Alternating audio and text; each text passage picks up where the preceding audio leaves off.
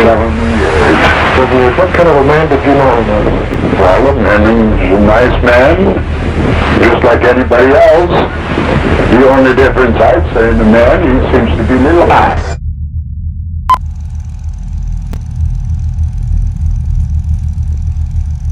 Well, I always figured he was just perfectly harmless and rather simple.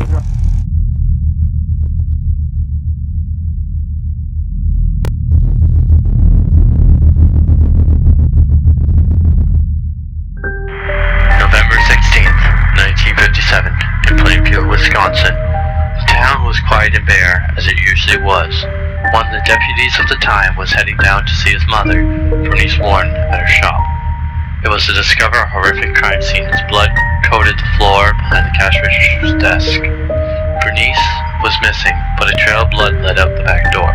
He was quick to blame Ed Gein, the town's idiot, as he had been the only one seen entering the store at the time. Taking the townsman with him, they went to the Gein's residence to confront him. And there was no windows, and it was dark. And the sheriff at that time told me to go into the house, and he would inspect that shed. Well, all of a sudden I heard a scream, and he hollered, and I went out there, and Mrs. Warden was hanging. Decapitated and gutted like a deer, hanged the body of Bernice Warden. Ed was taken into custody as further investigation of the Gein's residence was performed. Upon entering the house, a noxious smell greeted them as trash littered every corner along the floor. But this wasn't the source of the smell, as they were soon to realize Bernice wasn't his only victim. They were to find chairs reupholstered with human skin, a shoebox filled with vulvas, bowls made from human skulls. One of the officers stumbled upon a paper bag, which contained a bundle of human hair. Later stating, not knowing what possessed him to do it, he reached inside, and to his horror, a recognizable face greeted him. The face of Mary Hogan, local bartender owner, or what was left of her face, as Ed had made a mask from it.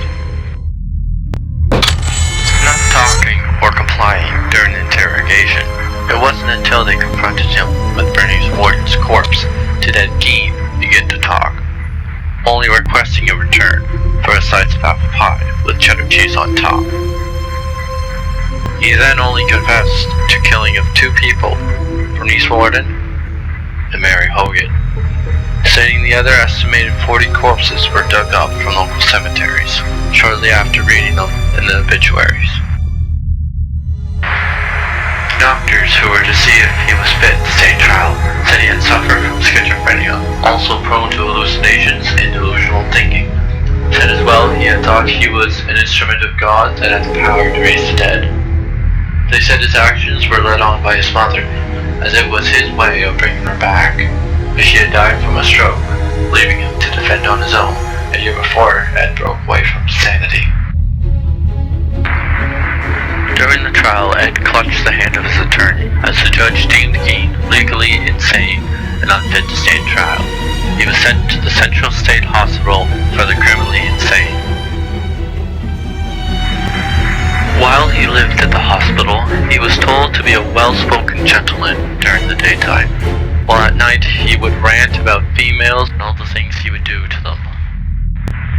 In 1968, Ed's doctors wrote a letter to the court saying he was deemed ready to stand trial. On the day of Ed's court session, the room was silent as he entered.